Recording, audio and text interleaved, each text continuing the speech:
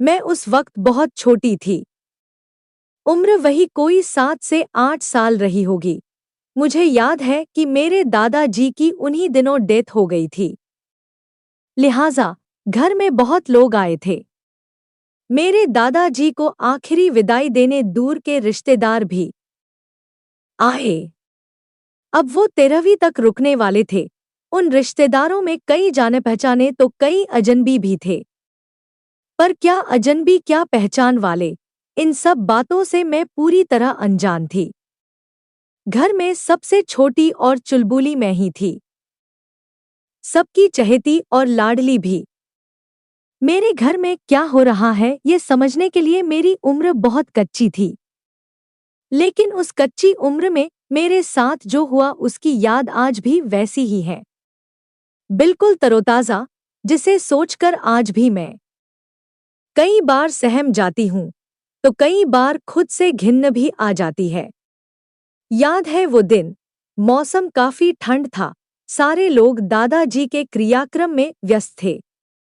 मैं बाकी बच्चों के साथ घर में छुपन छुपाई खेल रही थी। हम बच्चों में एक बड़ा बच्चा भी था जो हमारे साथ खेल रहा था। वो भी हम छोटे बच्चों की तरह ही, रिश्ते में तो वो भी मेरा भाई ही था, दूर का रिश्तेदार, दादाजी की बहन का पोता। हम सारे लोग उससे काफी घुल मिल गए थे। मेरी भी उससे काफी दोस्ती हो गई। उसे भी मेरी तरह कार्टून नहीं बल्कि न्यूज़ देखना पसंद था। वो मुझे सबके सामने प्यार करता, छोटी हूँ कहकर पुचकारता भी, मेरी होनहारी की तारीफ करता, कभी गोद में खिलाता तो कभी गोद में उठाकर बाहर भी ले जाता, कभी चॉकलेट खिलाने तो कभी यूं ही घुमाने। पर उस दिन बहुत कुछ अजीब हुआ, इतना अजीब कि मैं आज भी उस घटना को याद कर उसे महसूस कर सकती हूँ। और फिर सारी तस्वीरें मेरी आंखों के सामने ऐसे आ जाती हैं जैसे कोई डरावनी फिल्म। एक दिन अचानक कमरे में मैं उसके बगल में छुप गई। मैंने उनसे कहा भी, भैया किसी को बताना मत, मैं आपके पास छुपी हूँ। ठीक है, नहीं बताऊंगा, उसने यही कहा था।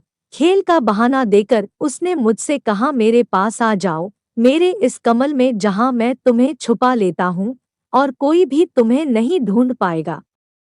फिर ठंड भी थी और मैं छुप गई, क्योंकि वो खेल मुझे जीतना था और मैंने उसकी बात मान ली। उसने मुझे प्यार से पुचकारना शुरू किया। मुझे अच्छा लग रहा था, पर धीरे धीरे मुझे अजीब सा लगने लगा। वो प्यार से पुचकारना अब अच्छा नहीं लग रहा था। वो मेरे सीने को छू रहा था। उस वक्त तो मेरा सीने पर कुछ था भी नहीं, बिल्कुल मैं आम बच्चों की तरह थी।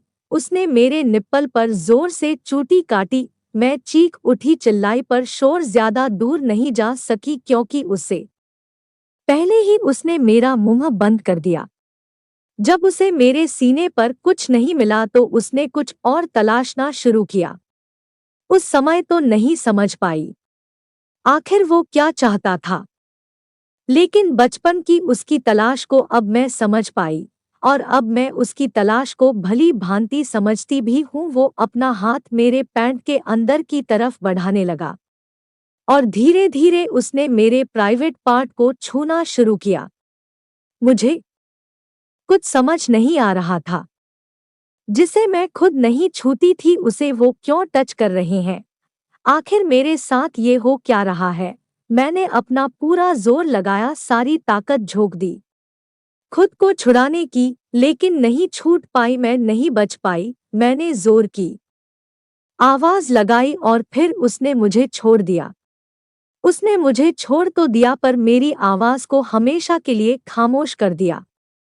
13 दिनों तक वो मुझे किसी ना किसी बहाने ऐसे ही छूता रहता और मैं कुछ नहीं कर पाती। मैं अपनी माँ को सब बता देना चाहती थी पर नहीं बता पाई। वो मुझे और कहती, सारे बच्चे भैया के साथ सोएंगे।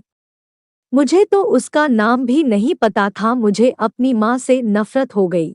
वो क्यों नहीं मुझे सुन रही थी।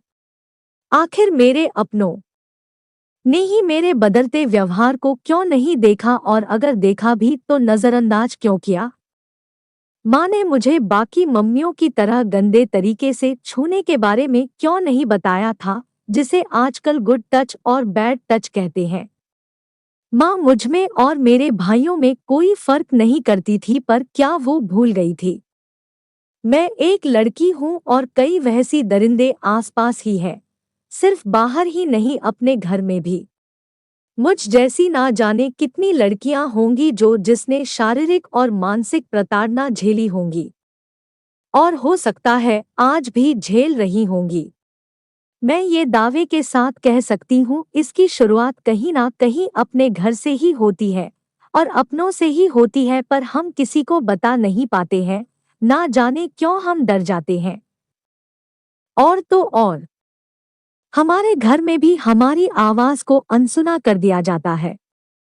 ऐसा करने से कई बार हम खुद को ही कसूरवार मान लेते हैं, लेकिन ऐसा कब तक चलेगा और हमें अपनों के खिलाफ आवाज उठाने में हमारे अपने ही क्यों रोक लेते हैं, जिसकी वजह से उस गम को हम सारी उम्र साथ लेकर चलने को मजबूर हो जाते हैं।